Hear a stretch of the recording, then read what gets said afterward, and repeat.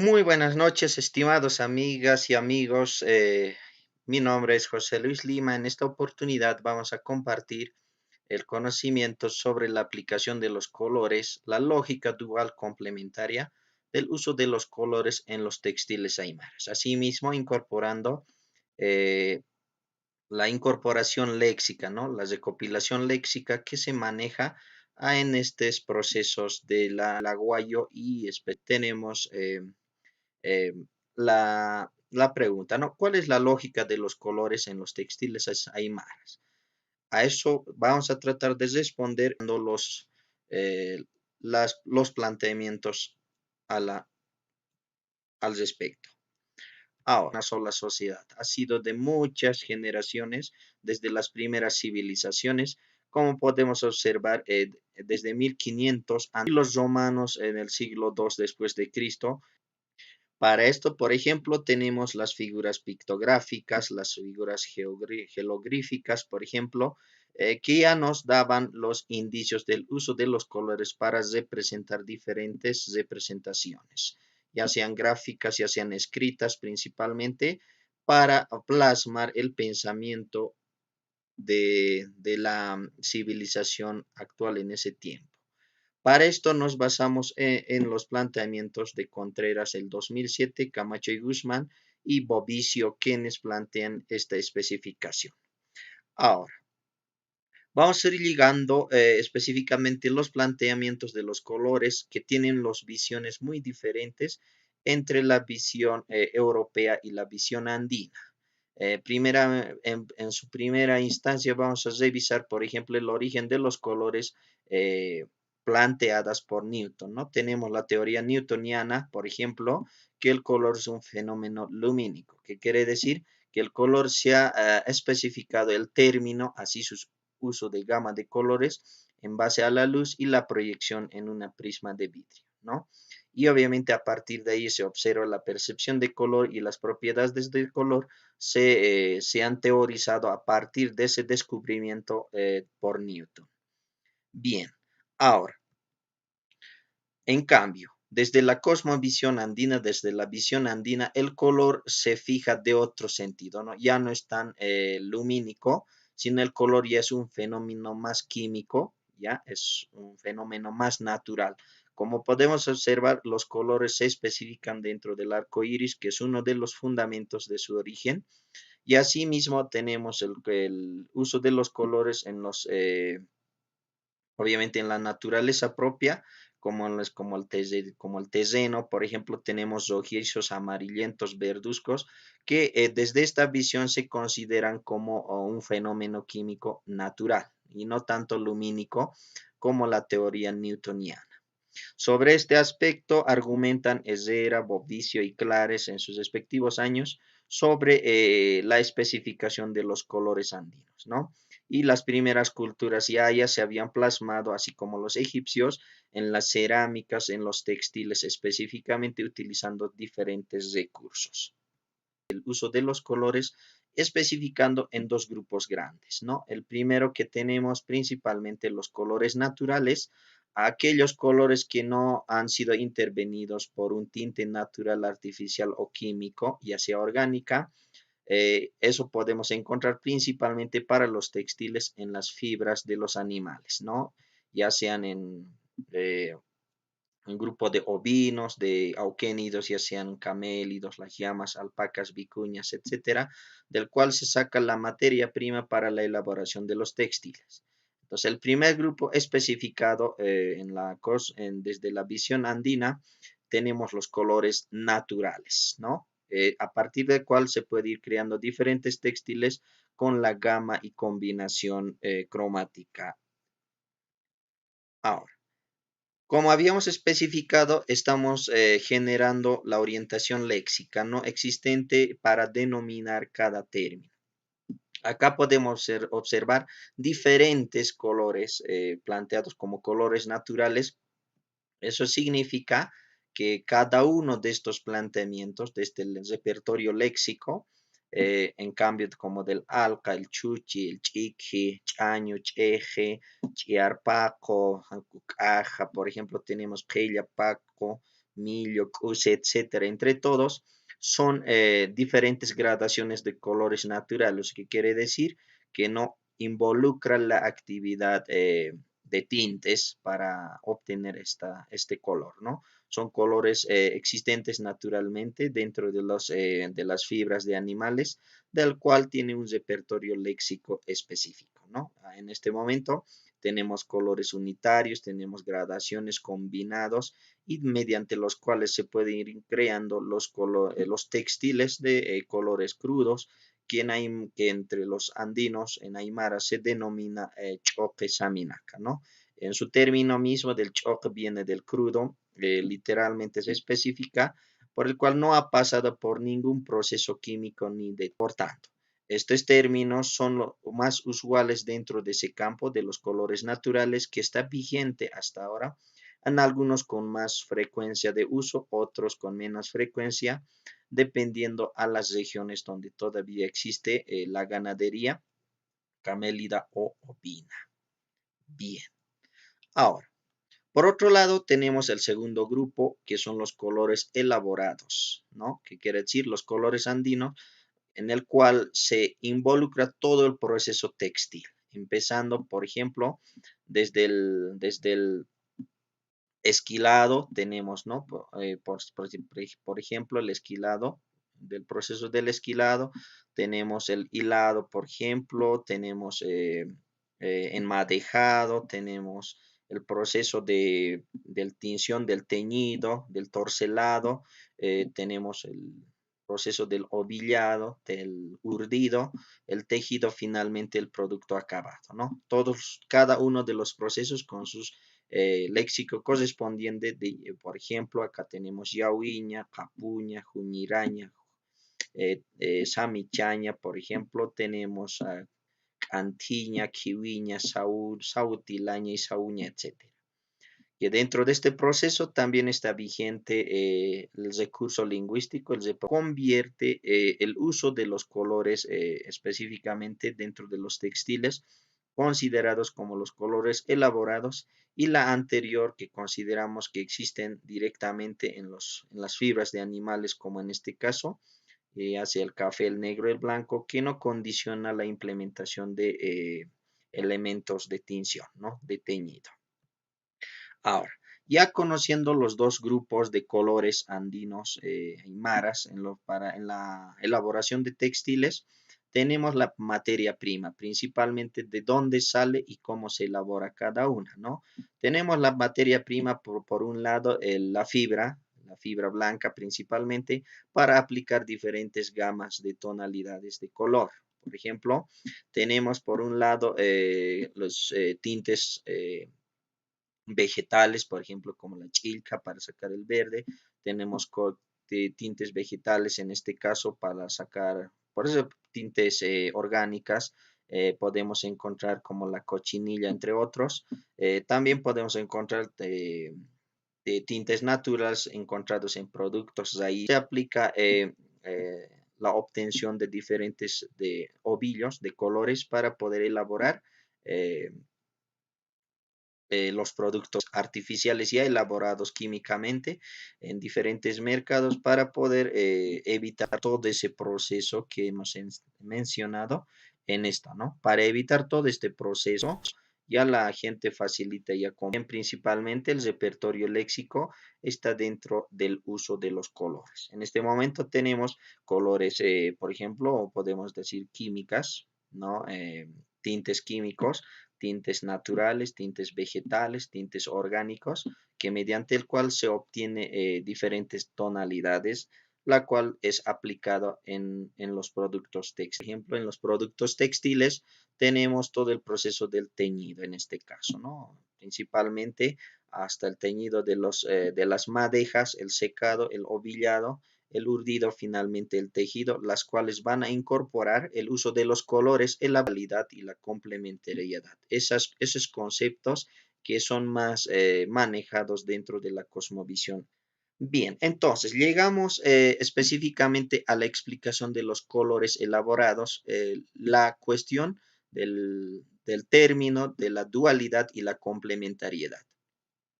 El término de la dualidad podemos entender que existen dos colores, ¿no? Dos colores, ya sea uno claro, otro oscuro.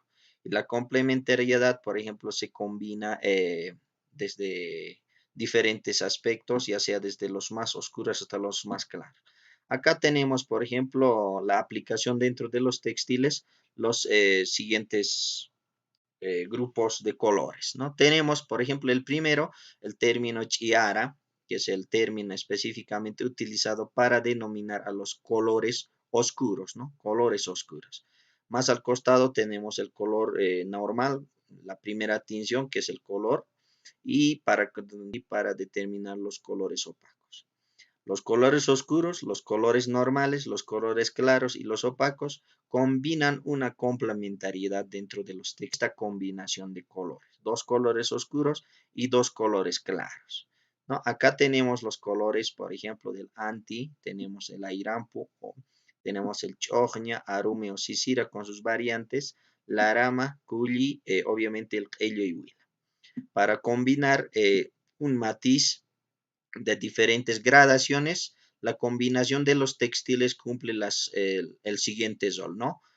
Chiara choña, que sería el primer color claro, y tunti choña, el color más opaco correspondiente a los colores claros, que son lo opuesto a los colores oscuros, ¿no? Esta es la gradación de colores que se aplican dentro de los textiles considerando la dualidad y la complementariedad específica.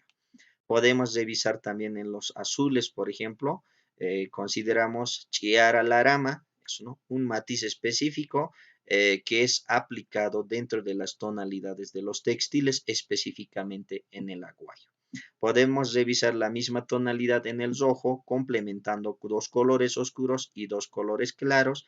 Tenemos chiara huila, el huila, anco huila y tunti huila, ¿no? Que estos dos son los colores claros del rojo y estas los dos colores oscuros que cada uno van acompañado a diferentes hileras de iconografía y obviamente en cada uno de los partes del aguayo que también está complementado como dualidad, ¿no? Que el aguayo tiene dos partes y su visión de aplicación en los textiles también se aplica esos términos de complementariedad y dualidad. Ahora, acá podemos observar, por ejemplo, tenemos la dualidad, ¿no? La dualidad podemos ver desde la visión de tonos claros y tonos oscuros. Tenemos bajo el término tunti y el hanko, y los tonos oscuros estamos entre el color normal y el término chiara. En algunos lugares, dentro, acá en el gráfico podemos observar, por ejemplo, tenemos dos colores oscuros, dos colores claros en el rojo, asimismo podemos observar en el verde. Esta línea central se considera como una hilera, ¿no? Dentro de los textiles. Esa es la complementariedad, ¿no? Tenemos la complementariedad que se considera los cuatro acá, ¿no? De los rojos también tenemos chiara huila, el huila, anjo huila, tunti huila. Y estos son los términos denominados como listacas que acompañan posterior a las iconografías o la gradación de los colores específicamente en los textiles. Bien, entonces, esa complementariedad de colores en la gradación forman un término, el matiz del verde. Dentro de los textiles aymara hay un término que denomina el hoyo, que es un término específicamente para denominar el matiz, ¿no? Choñac hoyo, que sería el matiz de verde, huilac hoyo, que sería el matiz del rojo, laramac hoyo, que sería el matiz del azul. Por ejemplo, acá también hay cuatro colores específicas que se resaltan, ¿no? Acá tenemos chiara larama, larama, anco larama y tunti larama. La complementariedad también especificada en esa gradación de colores dentro de los textiles. Ahora, asimismo, por ejemplo, seguimos especificando esos dos términos, cómo se reflejan dentro de los productos textiles. Acá tenemos el término de la gradación. Obviamente estamos manejando la dualidad entre colores claros y oscuros y la complementariedad respectivamente, toda la gradación de colores que acompañan a las iconografías. Por ejemplo, acá tenemos los colores claros. Tenemos del verde, del guindo, del rojo, por ejemplo. tenemos del azul y obviamente tenemos del rosado, ¿no? Del rosado tenemos del naranja. Estos son los colores base. Estas dos forman los colores oscuros y estas dos los colores claros. Un matiz, entonces se combinan, los cuatro colores se consideran el matiz del verde, choñacoyo, los cuatro colores combinados consideramos matiz del guindo, el, los cuatro colores del rojo, matiz del rojo, ¿no? Huilacoyo. Acá tenemos los colores del azul, por ejemplo, color el laramacoyo, y progresivamente podemos ir considerando esa determinación, ¿no? La dualidad de colores claros y colores oscuros complementando para formar una gradación, un matiz que es principalmente reflejado dentro de los textiles de los aguayos bajo esa lógica, ¿no? Aparte de la visión estética de que se ve bonito el textil del aguayo, su visión de combinar los colores se basan principalmente en estos términos que son bien usuales dentro de la cosmovisión andina, ¿no? La dualidad y la complementariedad que no son objetos que ellos manejan principalmente, ¿no? Ahora, dentro de eso también tenemos un término general que combinas la combinación de todos los matices, viene un término suco, ¿no? Que es el multicolor, que puede ser los rojos, amarillos, verdes, con diferentes tonalidades. A esa mezcla consideramos el término suco en Aymara, ¿no? Y esa terminología también es reflejada dentro de los textiles. Asimismo, podemos otorgar entonces, siempre hay excepciones en los colores después de que han aparecido diferentes tonalidades y actualmente ya se aplican ya para que se vea más estético los productos textiles. Años son los colores excepcionales que dentro de los matices ya ha sido incorporado dentro de los textiles. Como podemos observar en el siguiente textil, por ejemplo, la cromación, los colores claros. Se añaden más elementos dependiendo el matiz del color obtenido en los ovillos. Por ejemplo, acá tenemos 1, 2, 3, 4, 5 colores y hasta incluso 6, ¿no? Dentro de esos pueden ir aplicando. Por ejemplo, acá tenemos el rosado, el oscuro, ¿no? Huila anti, acá tenemos anti, hanko anti, tonti anti, que sería la color base principal que especifica la complementariedad, aparte se aplica de estética y añaden más colores, ya no solo la complementariedad de dos oscuros y dos colores claros. Y principalmente la excepción, por ejemplo, entonces el término que se especifica a esos colores que no forman parte de esa dualidad complementaria se termina, ¿no? Obviamente el hanko o el arkiri son los términos que designan los colores más claros y los más oscuros, ¿no? En este momento. Entonces, las de la visión andina, el color dual y la complementariedad específica. Ahora, acá mismo podemos observar que en muchos textiles ya ese principio de la dualidad complementaria de cuatro colores sigue rompiendo protocolos, ¿no? Repito, principalmente, específicamente elaborado por cuestiones estéticas y la incorporación de diferentes gamas de tintes. Obviamente, ese inicio de los cuatro colores surgía principalmente por la obtención de la materia prima para elaborar los colores específicos, ¿no? Ahora que ya existen ya tintes artificiales químicamente elaborados con diferentes tonalidades, ¿no? Entonces, y por cuestión de estética ya han ido generando más gradaciones y a eso se les denomina los colores excepcionales y obviamente su terminología en Aymara sigue acompañando, ¿no? Hanko, Arkiri, ¿no? Entonces, principalmente los hancos, principalmente los colores claros, los más claros que acompañan al matiz, y el arquiri, que es el más oscuro dentro de los matices, ¿no? Bien, a todo esto, ¿a qué conclusión llegamos entonces? La cosmovisión andina entre los aymaras siempre se han manejado esos principios de que lo primero siempre la relevancia principal dentro de la convivencia aymara. Los colores textiles no son la excepción, ¿no? Obviamente, dentro de los colores están reflejado el pensamiento aymara dentro de los textiles. Ahí podemos observar el principio de la dualidad, ¿no? Que deja dentro de textiles la gradación de colores. Asimismo, dentro de los textiles también están las prácticas culturales dentro de la elaboración de los textiles, así como la elaboración de tintes. No podemos incluirlos ya elaboradas y obviamente culturales, ¿no? Y